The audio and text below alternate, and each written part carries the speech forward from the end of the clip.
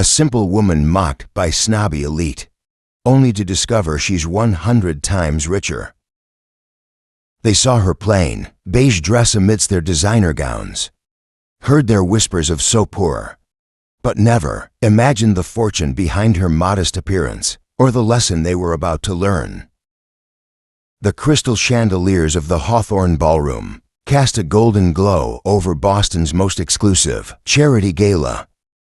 Women in designer gowns adorned with diamonds glided across the polished marble floors, while men in tailored tuxedos exchanged business cards, disguised as small talk.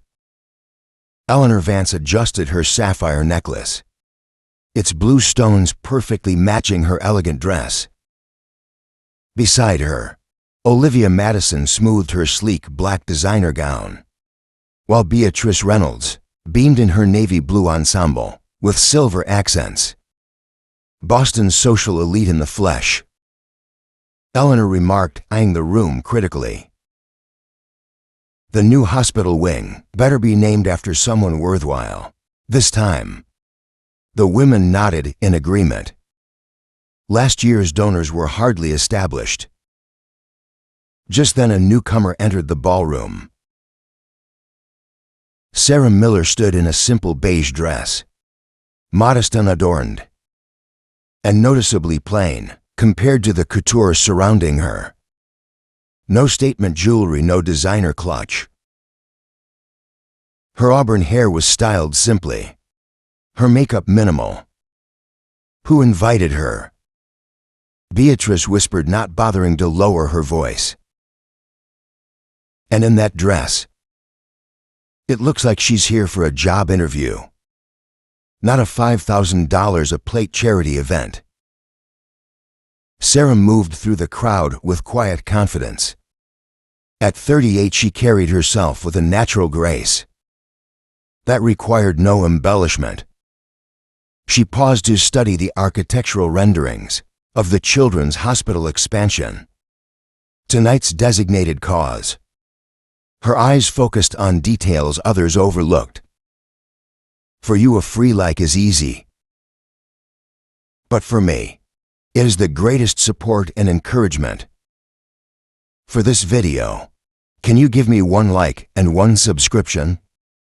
Thank you very much.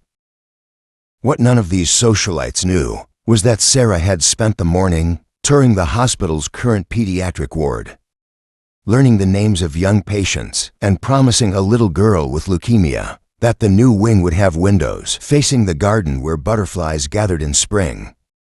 A promise Sarah knew would be kept. "I don't believe we've met," came a cultured voice beside Sarah. Eleanor Vance extended her hand, a diamond bracelet catching the light. Eleanor Vance Hospital Board fundraising chair. Sarah turned, offering a genuine smile. Sarah Miller. "It's lovely to meet you, Eleanor." Eleanor's smile remained fixed as her eyes assessed Sarah's attire, searching for a designer label and finding none. "And what brings you to our little gathering tonight? Are you with the medical staff?" "No," Sarah replied simply. "I'm just passionate about children's health care." Olivia and Beatrice drifted closer, circling like elegantly dressed sharks. "We don't often see new faces at these events," Olivia commented, a champagne flute poised delicately in her manicured fingers. "The Hawthorne Gala is usually quite exclusive." Sarah nodded. The invitation mentioned the pediatric oncology wing. "It's a cause close to my heart." Beatrice exchanged a quick glance with Eleanor, eyebrows raised. "Well, every small contribution helps, I suppose. Though tonight's donors are mostly in the 6- and 7-figure range. It adds up." "It does," Sarah agreed pleasantly. Eleanor's eyes narrowed slightly. There was something about this plain woman's confidence that unsettled her. "Your dress," she began, her voice dripping with false concern. Is it vintage? The question hung in the air, its true meaning transparent. Olivia barely concealed a smirk behind her champagne glass. Just simple, Sarah replied, unperturbed. I find elaborate designs distracting. How practical, Eleanor replied, her tone making the words sound like an insult. We must introduce you to Montgomery Wells. He's our biggest donor from last year. $5 million for the emergency department. Monty loves meeting everyday people. Sarah's eyes reflected a quiet wisdom. I'd enjoy that. As they guided Sarah across the ballroom, Eleanor suddenly signaled to others in their circle, rolling her eyes when Sarah wasn't looking. Whispers followed in their wake. Who brought the secretary? Is that dress from a department store? Poor thing, she clearly doesn't belong here. Dr. David Harrison, the hospital's chief of pediatrics, approached their group with a warm smile. Ladies, wonderful to see you again. His eyes brightened upon seeing Sarah. Miss Miller, I didn't know you'd be here tonight. Eleanor's perfectly shaped eyebrows arched in surprise. You two know each other? Before Sarah could respond, Dr. Harrison continued enthusiastically. Miss Miller visited our pediatric ward this morning. Spent hours with the children. Little Sophie hasn't stopped talking about the butterfly garden. You promised her. Eleanor's smile tightened. How charitable. But Dr. Harrison, Miss Miller was just about to join us in meeting Montgomery Wells. Monty's caught up with the mayor at the moment. Dr. Harrison replied. Perhaps Miss Miller could share her thoughts on the new wing design while we wait. Her perspective might be valuable. Beatrice gave a silvery laugh. James, darling, I'm sure Miss Miller is more interested in the canapes than construction plans. Is rather technical after all. Olivia commented, her expression betraying nothing. Actually, Dr. Harrison replied, his tone cooling slightly. Miss Miller asked some remarkably insightful questions about our pediatric care protocols this morning. I'd value her input. Eleanor smoothly intervened. James, we shouldn't overwhelm our guest. These events can be intimidating for newcomers. She turned to Sarah with practiced condescension. The donor's circle operates quite differently from regular hospital visitors. It's all rather complex. Across the room, the hospital's executive director ascended the small stage. Eleanor's eyes gleamed with anticipation. Ladies and gentlemen, we're just moments away from revealing our major donors for the new children's wing, she whispered to her friends. This is where we shine, darlings. For you, a free like is easy. But for me, it is the greatest support and encouragement. For this video, can you give me 1 like and 1 subscription? Thank you very much. Sarah glanced toward the stage, then at her watch. If you'll excuse me, I need to step out for a moment. Of course, Eleanor replied, barely concealing her relief. The restrooms are down the hall to the left, though I'm not sure they can do much to help with that dress. As Sarah walked away, Beatrice leaned in. My goodness, Eleanor. Wherever did they find her? She looks like she wandered in from a job fair. The hospital probably invited some everyday heroes for publicity photos. Eleanor replied dismissively. You know how it is. They They need to show diversity in their donor materials. The working class makes for touching brochure stories. Olivia nodded smugly. Did you see her expression when you mentioned Montgomery's 5 million? I thought her eyes would pop out of her head. The women laughed, crystal glasses tinkling like wind chimes as they clinked them together in solidarity, completely unaware of the tidal shift about to append their carefully ordered social hierarchy. If you're enjoying this story of appearances versus reality, hit that subscribe button now. Let's continue and see what happens when Sarah's true identity is revealed.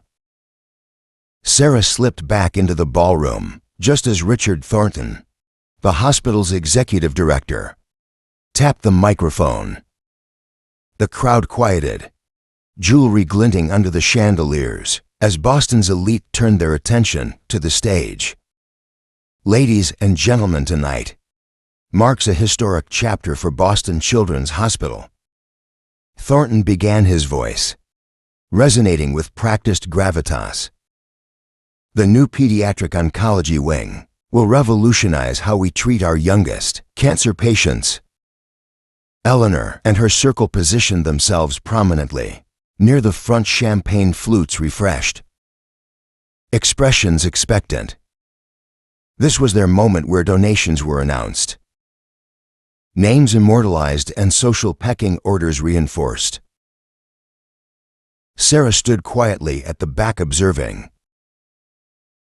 Before we unveil our donor wall, Thornton continued, I want to share something extraordinary.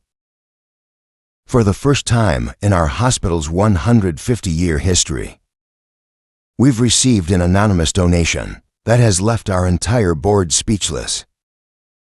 Murmurs rippled through the crowd. Anonymous donations weren't uncommon, but the director's tone suggested something unprecedented. Eleanor frowned slightly. Anonymous donors didn't fit neatly into her social calculations.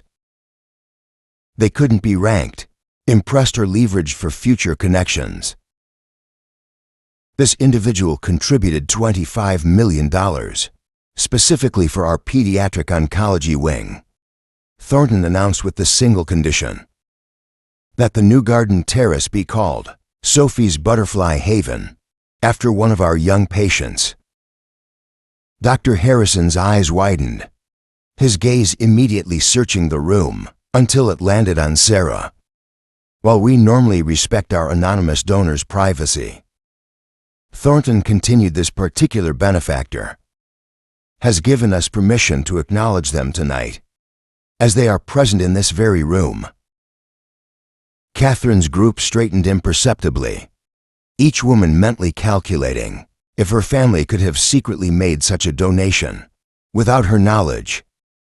Our extraordinary benefactor has a unique understanding of childhood illness, Thornton explained. 20 years ago, she herself was a patient in our hospital, fighting a battle no child should face. Today she continues that fight on behalf of others. The director looked across the ballroom. Miss Miller, would you please join me on stage? The room fell silent, then erupted in confused whispers. Eleanor's champagne glass froze halfway to her lips, her expression caught between disbelief and horror. There must be another Miller here, Beatrice whispered frantically, but Sarah was already moving forward, her simple, beige dress parting the sea of designer gowns like Moses at the Red Sea. The crowd watched in stunned silence as she ascended the steps to the stage with quiet dignity. Ladies and gentlemen, Thornton announced, his voice carrying over the whispers. It is my honor to introduce Miss Sarah Miller, founder of the Miller Foundation for Children's Medical Research, and our lead benefactor for the new oncology wing. Eleanor's champagne glass nearly slipped from her fingers. Olivia's mouth formed a perfect zero of shock. Beatrice clutched her pearls, as if seeking reassurance from their coolness. Miss Miller's foundation has funded groundbreaking pediatric cancer research across the country. Thornton continued, and her personal contribution of $25 million is the largest single donation in our hospital's history. Sarah stepped forward to the microphone, her simple dress now seeming less a fashion faux pas and more a deliberate choice, a statement about values and priorities that made Eleanor's designer gown suddenly feel ostentatious. "Thank you, Director Thornton." Sarah began, her voice soft but unwavering. "When I was 12 years old, I spent 9 months in this hospital fighting leukemia. The doctors and nurses here didn't just save my life. They showed me what compassion truly means."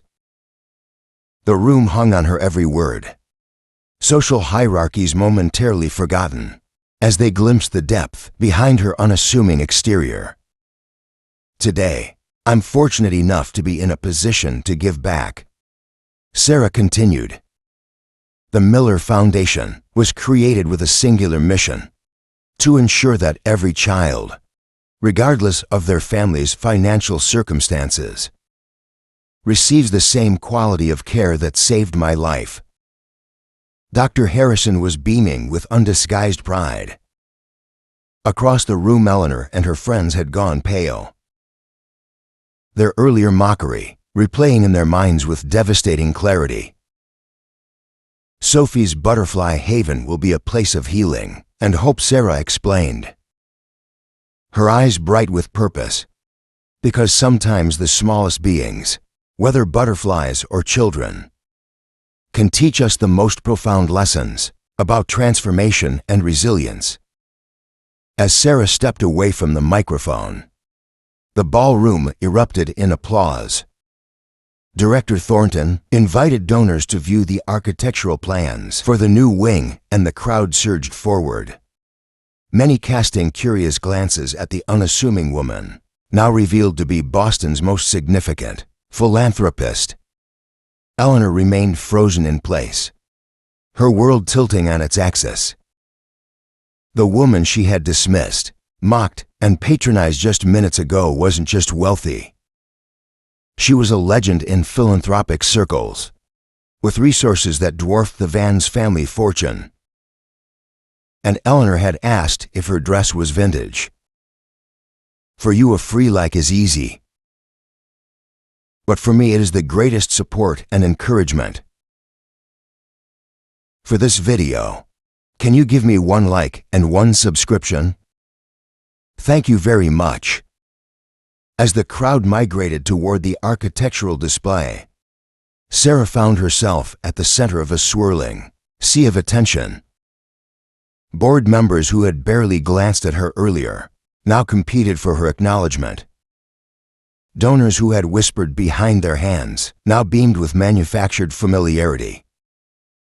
Through the pressing crowd, Sarah caught sight of Eleanor and her friends huddled in urgent conversation, their glances toward her carrying a mixture of mortification and calculation, the latter troubling her more than the former. Dr. Harrison appeared at Sarah's side, his kind eyes crinkling at the corners.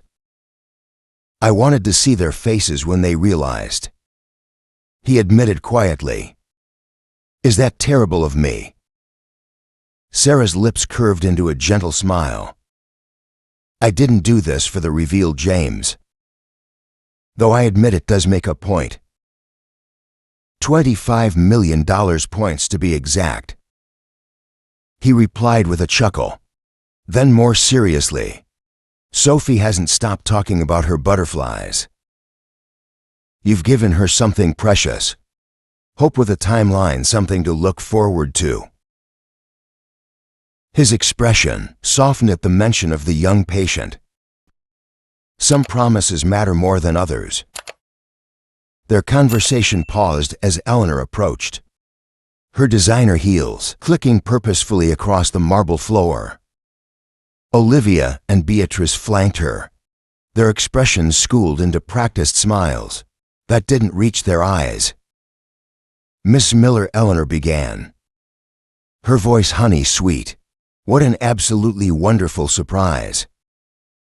Had we known of your foundation's important work—" "But you didn't need to know," Sarah interrupted gently. "That's rather the point, isn't it?"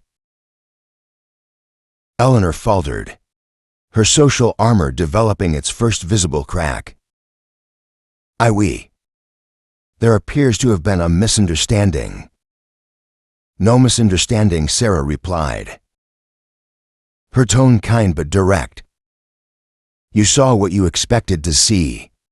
A woman whose worth you measured by her clothing and connections rather than her character." Olivia stepped forward, diamond earrings catching the light. "We meant no offense. These events have certain expectations. Standards." "Yes," Sarah agreed. "And tonight has certainly been illuminating about what those standards truly are." Beatrice, growing uncomfortable with the directness of the exchange, attempted to pivot. "Your foundation sounds fascinating, Sarah." "May I call you Sarah? Perhaps we could discuss your involvement in our annual fundraiser luncheon next month. The exposure would be beneficial." "Beneficial to whom?" Sarah asked quietly. The question hung in the air, its implications unmistakable. Director Thornton approached, breaking the tense moment. "Miss Miller, the mayor, would like to personally thank you for your extraordinary contribution." Sarah nodded graciously. "Of course." As she turned to follow the director, she paused, looking back at the three women. "The children's wing opens in 6 months. When it does, I hope you'll visit, not for a ribbon-cutting photo, but to meet the children whose lives will be transformed." Her perspective left behind, Eleanor's carefully constructed facade crumbled further. "Did that just happen?" she whispered to her friends. $25 million, Olivia murmured, the number hanging between them like an indictment. "And we treated her like she wandered in off the street." Beatrice's gaze followed Sarah's retreating figure. "Who exactly is she beyond the foundation?" Eleanor pulled out her phone, fingers trembling slightly as she typed. Her eyes widened as results populated her screen. "The Miller technology fortune," she breathed. Her parents were Robert and Margaret Miller, the tech pioneers who revolutionized medical imaging. They died in a plane crash 10 years ago. She inherited everything. How much is everything? Olivia pressed. Eleanor looked across the room. Sarah stood with the mayor and hospital board, her simple beige dress now the most powerful statement in the room, not because of its design or cost, but because of the woman wearing it. A woman who had the means to outshine everyone, yet chose understanding over ostentation, substance over spectacle. The evening's true beneficiaries weren't in this ballroom at all, but in hospital beds across the city. Their future was now brighter, because someone who could have lived solely for herself had chosen instead to live for others. As the evening progressed, Sarah found herself momentarily alone, studying the rendering of Sophie's Butterfly Haven. The garden's design included special accommodations for hospital beds and wheelchairs, allowing even the most critically ill children to experience nature's healing presence. "It's beautiful," came a voice. It was Eleanor, her tone now stripped of its earlier condescension. Sarah turned. "It will be," Sarah replied. Eleanor hesitated, then spoke with unexpected sincerity. Why didn't you say something when we were when I was? Would it have mattered? Sarah asked gently. Should it matter? Eleanor fell silent, confronting questions that had never before penetrated her carefully constructed world. My worth, anyone's worth, isn't measured by their bank account or family name. Sarah continued gently. The children I visited this morning don't care about designer labels or social connections. They care about kindness, about being seen for who they are, not what they have or how they look. I've never considered it that way, Eleanor admitted, the honesty seeming to surprise even herself. Few of us do until something forces us to. Sarah replied. She gestured toward the hospital rendering. Every child who comes through these doors deserves to be treated with the same dignity and respect regardless of their circumstances. Just as every person in this room deserves the same, regardless of their dress or pedigree. For you, a free like is easy. But for me, it is the greatest support and encouragement. For this video, can you give me 1 like and 1 subscription? Thank you very much. Eleanor's carefully applied makeup couldn't hide the flush creeping up her neck. I behaved abhorrently. Yes, Sarah agreed. Simply, the question is, what will you do with that realization? Before Eleanor could respond, Director Thornton called for attention. The room quieted as he prepared to unveil the donor wall. Names of contributors would be immortalized in order of their donations, with Sarah at the very top. Ladies and gentlemen, it is with profound gratitude that we recognize those whose generosity will make our new children's wing possible. These names represent not just financial contributions, but investments in our community's future. As the velvet covering was pulled away, gasps rippled through the crowd. Where Sarah Miller's name should have appeared at the top of the donor wall was instead a simple inscription, in honor of Sophie and all children fighting battles beyond their years. Your courage inspires our commitment. Director Thornton looked towards Sarah, who gave a small nod. Miss Miller has requested that her contribution remain anonymous on our permanent installation, he explained, his voice thick with emotion. She believes the true focus should remain on the children we serve. The ballroom fell silent as the implication of her choice sank in. Sarah had rejected the very recognition that most in this room coveted above all else. Her $25 million donation would forever be attributed not to her name but to the children themselves. It was perhaps the most powerful statement she could have made, a rejection of the very hierarchy that had led Eleanor and her friends to dismiss her in the first place. Eleanor turned to Sarah, tears glistening in her eyes. For the first time that evening, perhaps for the first time in years, she spoke without calculation or pretense. You've shown me something tonight I desperately needed to see, she whispered. Thank you. Sarah's smile was genuine. We all need reminding sometimes that our true worth isn't in what we have, but in what we give.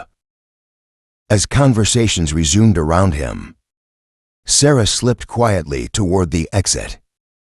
Her purpose for the evening had been accomplished, not just the donation, but perhaps something equally valuable, a seed of transformation planted in unexpected soil. 6 months later, sunshine spilled through the windows of Sophie's butterfly haven as Sarah guided a wheelchair-bound little girl toward a monarch butterfly resting on a purple cone flower. See how its wings open and close, Emma pointed. They're drying in the sun, gathering strength for flight. Sophie's delicate fingers reached out, not quite touching. "Just like me," she whispered. "I'm getting strength too." Emma squeezed the 8-year-old's shoulder gently. "Exactly like you." The garden had exceeded even Emma's vision, a sanctuary where healing transcended medicine alone. Flowering plants, chosen specifically to attract butterflies, created bursts of color against lush greenery. Accessible pathways wound through the space, ensuring every child, regardless of mobility challenges, could experience its wonders. Miss Miller called a nurse from the doorway. "The dedication ceremony begins in 10 minutes." Emma nodded. "Ready for your big moment, butterfly girl." Sophie grinned the gap where her front teeth had been, adding to her charm. "Born ready," she replied, repeating the phrase her doctors used before treatments. As Emma wheeled Sophie toward the new hospital wing's main atrium, she felt a peculiar sense of fulfillment, not from the building itself, impressive as it was with its state-of-the-art technology and child-centered design, but from the lives it would transform. The atrium buzzed with activity. Hospital staff, patients, and their families, media representatives, and major donors gathered for the official opening. Emma spotted Dr. Harrison speaking with the hospital board near the podium, and they're arranging children from the oncology ward. Into a small choir was Eleanor Vance. Eleanor looked up, catching Emma's eye. Her smile was genuine as she crossed the room. "Sophie, our star singer, has arrived," she greeted, kneeling to the child's eye level with natural ease. Gone was the condescension that had once colored her interactions. In its place was authentic warmth. Over the past 6 months, Eleanor had undergone a transformation as remarkable as the building they stood in. What began as embarrassment had evolved into genuine self-reflection and ultimately action. She'd resigned from 3 social committees to devote her time to the hospital's patient support programs, working directly with families, navigating the terrifying landscape of childhood illness. For you, a free like is easy, but for me it is the greatest support and encouragement. For this video, can you give me 1 like and 1 subscription? Thank you very much. The children are so excited, Eleanor told Emma, rising to her feet. They've been practicing their song for weeks. Emma nodded. It sounds beautiful. Mozart would approve. It was your idea to have them perform, Eleanor reminded her. You said their voices should be the first heard in this space. You were right. Director Thornton approached, clipboard in hand. We're ready to begin, Miss Miller. Would you and Sophie take your places by the ribbon? The ceremony unfolded with dignified simplicity. Speeches remained mercifully brief, focused on the children who would benefit, rather than the adults who had contributed. When Sophie and 3 other young patients cut the ribbon together, their faces radiant with importance, there wasn't a dry eye in the atrium. Afterward, as attendees toured the new facility, Emma found herself alone with Eleanor, near Sophie's butterfly haven. I owe you an apology, Sarah, Eleanor said, watching butterflies drift between flowers. Ours not just for that night, but for a lifetime of measuring people by the wrong metrics. Emma shook her head. You've apologized enough. Your actions these past months speak louder than any words could. Eleanor smiled ruefully. Olivia and Beatrice think I've lost my mind, spending my days with sick children instead of planning charity luncheons. Positively scandalous.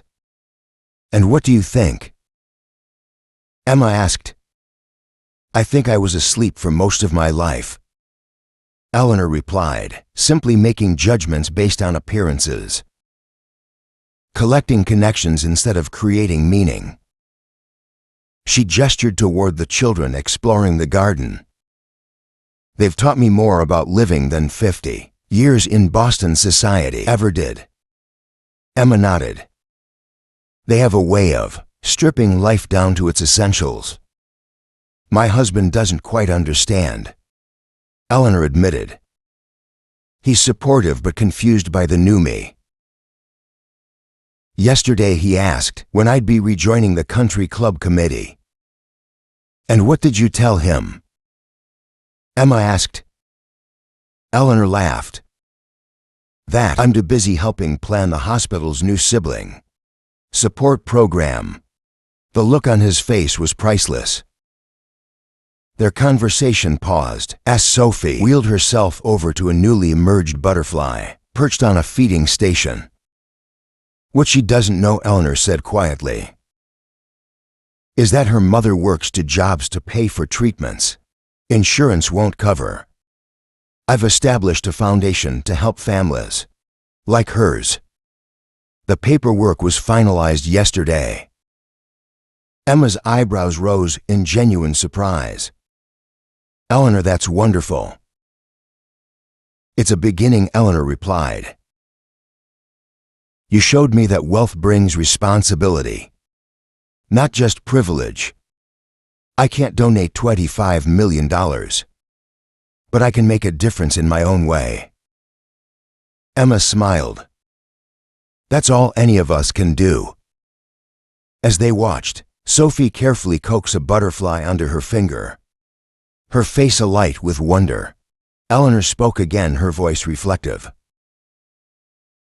That night at the gala wasn't really about the money. Was it? Eleanor asked, her point clear. No, Emma acknowledged. It was about seeing beyond surfaces, about recognizing that true worth isn't reflected in clothes or bank accounts or social standing. I judged you by your dress, Eleanor said quietly. And now? Emma asked. Eleanor's gaze shifted to Sophie, then back to Emma. Now I try to see people as they are, not as they appear. It's harder than it sounds. The most meaningful changes usually are, Emma replied. A nurse approached, letting them know the children's choir was assembling for their final performance. As they walked back toward the atrium, Eleanor paused. Thank you, she said, simply for the humbling I needed, and for the opportunity to become someone better. Emma squeezed her hand briefly. We're all works in progress, Eleanor. The butterfly doesn't start out with wings. For you, a free like is easy. But for me, it is the greatest support and encouragement. For this video, can you give me 1 like and 1 subscription? Thank you very much.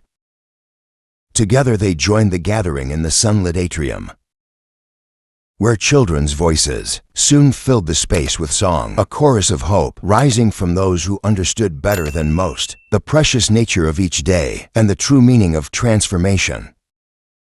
We all make judgments based on appearances, don't we? But as Eleanor learned, looking beyond the surface reveals the true worth of those around us. If this story touched your heart, please hit that subscribe button and join our community. Share in the comments where you're watching from, or a time when you or someone you know was misjudged based on appearances. Remember, it's not our possessions or position that define our value. It's our character and the difference we make in others' lives. Join us next time for another story that reminds us of life's most meaningful lessons. After all, the most powerful transformations often begin with a simple shift in perspective.